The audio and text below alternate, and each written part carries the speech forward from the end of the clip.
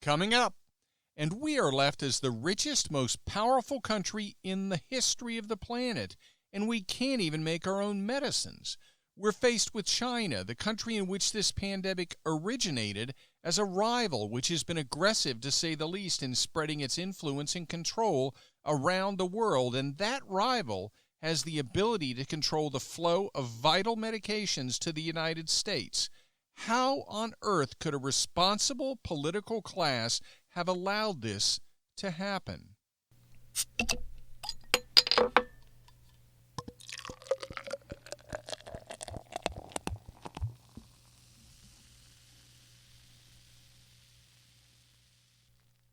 Welcome back to Political Spirits. I'm your host, Franklin Rye. We still stand for the proposition that the left and the right should have a few drinks and talk. Compromise is not a requirement. If those discussions result in us changing or even abandoning our positions, that's fine. If they don't, that's fine too. We just need to talk to each other. In that way, we can unify through speech. And if the discussion becomes a bit heated, at the end of the night, we should still be able to split up the bar tab and be on our way. So what are we going to talk about this week? Well, the obvious thing to talk about is the coronavirus, but it seems that every news site is talking about it 24/7. So I'm going to assume that you have all the information you need from every network news, cable news, newspaper, and online news site. I'm going to take a little bit of a different angle and talk specifically about President Trump's press conference on Friday, March 13th, during which he announced that he was declaring the coronavirus, COVID-19, to be a national emergency, thereby, among other things, freeing up $50 billion in federal funds for virus response. You've probably heard about the press conference, and many of you may have watched either the highlights or perhaps the entire conference, as I did. Notwithstanding the over-the-top negative commentary from some on the left, and I'm not even talking about Twitter here, the press conference was handled very well. In my opinion, the president handled the press conference better than he delivered the national address earlier in the week. I've watched numerous public announcements regarding the virus handled by VP Pence, and this one by the president, as well as the presidential address, and I recommend that future announcements always involve a gathering of health experts with the president. That's the way Vice President Pence has delivered them, and they have all gone generally quite well. Given the way that much of the press has tried to politicize so much of the news regarding the virus, the presence of health professionals with the president can only help. But it wasn't the presence of health professionals with the president which stood out to me the most during the press conference. What stood out to me the most were two separate things that may actually be connected in some way. Appearing with the president at the press conference were the heads of some of America's largest and most prominent companies, including Walmart, Target, Walgreens, Quest Diagnostics, and CVS Health. And the president spent much of the press conference talking about the extent to which the private sector would work hand in hand with the government to address the crisis. I chose to watch the conference coverage in real time on Fox News, and Fox chose to display the Dow Jones Industrial Average as it changed during the conference. I was stunned. Like those of so many other Americans, my 401k has taken a massive hit over the last week and a half or so, and I predicted that we would be living a roller coaster in the market. But I don't think I expected anything quite as severe as a couple of the record-setting massive one-day drops we've seen. So it was with relief and amazement that I watched the Dow climb relentlessly during the conference to near record-setting gains of almost 2,000 points. So why did it increase so much and so fast during that press conference? Well, for one thing, it was handled well, and it did show aggressive action being taken. It was, in short, what the market and much of the public wanted. But there was something more, and I wonder whether it played a part in the market's rise. That something more was the presence of the business leaders, of the private sector. And the message their presence delivered? That this president, this administration remains committed to the private sector. that this president, this administration will not use this crisis as a means to explode the size of government over the long run, to try to use it as an excuse to nationalize the healthcare system. That this president, this administration sees the private sector as a strength to be deployed, not as a treasure to be plundered. That as we see sector after sector of the economy adversely impacted by this crisis, there are in fact services to be provided by the private sector, and that is a positive. And the market saw the message, and one of the results that may have come from that message is the Dow Jones Industrial Average exploding by nearly 2,000 points, like nothing I've ever seen in real time. There are those, primarily on the left, who would criticize what I just described. They'd say this is a life and death matter, but you're focusing on money. To which I would respond that there's plenty of coverage out there of the life and death issues. I chose to focus on a single extremely important matter, if not a life and death one.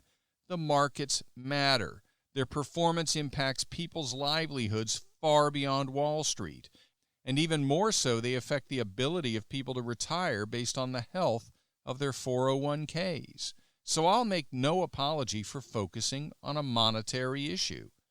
And then I'll go back to doing what I and all of us are doing now, avoiding large gatherings, avoiding shaking hands, trying to stop habitually touching my face, wiping the entire top of the shopping cart rather than just the handle with sanitary wipes, and washing my hands for at least twice as long as I used to.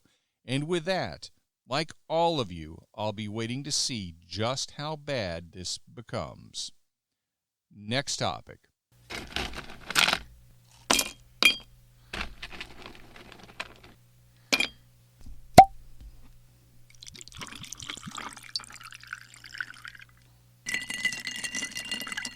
The definition of insanity. We've all heard the famous saying that the definition of insanity is doing the same thing over and over again and expecting a different result. Well, sticking with the overall subject of coronavirus, COVID-19, what's the definition of insanity in that context?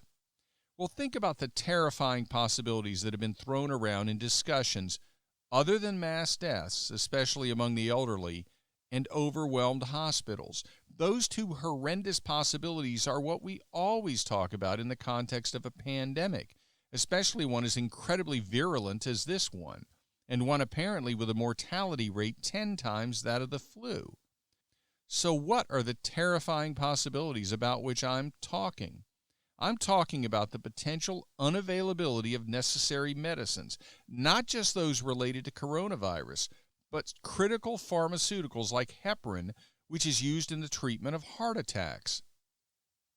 When we first started hearing about the coronavirus outbreak in China, there was lots of talk about interruption of the supply chain, and the focus was on parts for manufactured goods.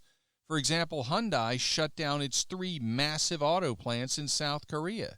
There was talk of interruption of supplies of various tech products. It seemed that virtually every manufactured good was threatened with at least a delay in production. But then came the even more concerning discussion that we are terribly dependent on China for the manufacture of medicines or components of medicines. We basically rid ourselves in America of the capacity to manufacture pharmaceuticals. It was all offshored, mostly to China. And we just kept the pharmaceutical research and development. And you know what? Not all of that discussion occurred only recently with the arrival of the COVID-19 virus. When I was doing research for this episode, I came across an article on one of my favorite websites, realclearpolitics.com. It was entitled, Author Rosemary Gibson, U.S. is now dependent on China for vital medicine supplies. It was written by Tim Haynes and described an episode of Full Measure with Cheryl Atkinson addressing a book by Ms. Gibson warning about America's dependence on China for medicine. Listen to this quote from Gibson. Quote, "What happens if we have a Fukushima-type event or the trade routes are blocked in the South China Sea, or there's a global pandemic, and the United States and virtually every other country in the world is dependent on a few companies in China for the ingredients to make critical antibiotics, close quote. She describes it as a national security issue that nobody's talking about. The date of the article? April 23, 2018. That's just over 18 months before the COVID-19 outbreak began. So Ms. Gibson was obviously quite prescient. Unfortunately, we've grown not to expect that from our political class. But they've been warned now. And we're left as the richest, most powerful country in the history of the planet, and we can't even make our own medicines. We're faced with China, the country in which this pandemic originated, as a rival which has been aggressive, to say the least, in spreading its influence and control around the world. And that rival has the ability to control the flow of vital medications to the United States. How on earth could a responsible political class have allowed this to happen? Well, that subject is a big enough one that it could take up an entire podcast episode, and probably will in the future. But let's talk about what we do about it. So as we move forward in response to this pandemic, as we listen to each side of the political divide pointing fingers at the other, ask yourself which side is suffering from insanity. Which side is ignoring the unacceptable position in which we've placed ourselves with regard to pharmaceuticals? As I've said before on this podcast, one of the things which most disturbs me about Joe Biden is his affinity for China. Frankly, only Mike Bloomberg has been more supportive of China among those that were running for the Democrat Party nomination. Now that he's out of the running, that still leaves Biden, an inveterate China supporter. Just as I don't see Joe Biden continuing President Trump's aggressive trade policies with China, I don't see Joe Biden getting serious about reinstituting a pharmaceutical manufacturing capacity in the U.S. to the detriment of China.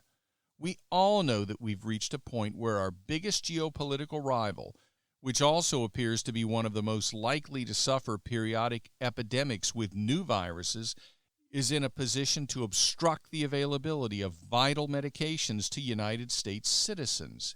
Everybody knows that's not an acceptable position for our country. I believe Donald Trump will do something about it. I suspect that in the unlikely event that Joe Biden were to ascend to the U.S. presidency, he would do nothing about it. And doing nothing about it would be insanity, because we all know that there can be more pandemics, and so long as we aren't manufacturing our own medications, we will be placed at an unacceptable risk. Leaving ourselves in that position would meet the definition of insanity because we can't expect a different result. So watch what the candidates say, and you decide which one is insane. I know who I think it is. Next topic.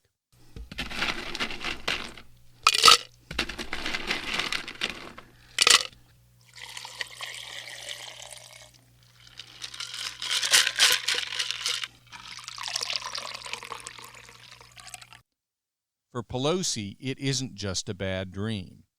How many people warned Democratic leadership in Congress that the impeachment was a bad idea? How many people warned Democrat leadership that it would make Democrats look like they could only investigate, not legislate, not problem solve? That they could only pursue Donald Trump rather than pursue solutions for America? How many people warned them that their midterm election victories were the result of running new candidates in swing districts who spoke at least somewhat from the middle and talked about solving problems, not hounding Donald Trump, not focusing the vast majority of their time and effort on investigating his presidency? How many people warned that if they instead focused on investigating the president and hounding him, those newly elected members of Congress would look like they misled the electorate?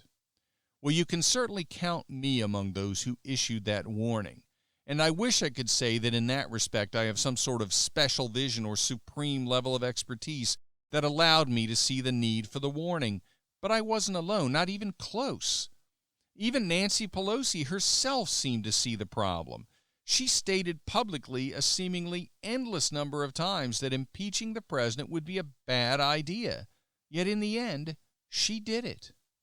And I've talked about how it failed, how it gave President Trump a victory, how it allowed him to say that he had been acquitted, and how it made Nancy Pelosi and the rest of Democrat leadership look petty and obsessed when they insisted that an acquittal wasn't an acquittal when additional witnesses weren't allowed for the proceeding.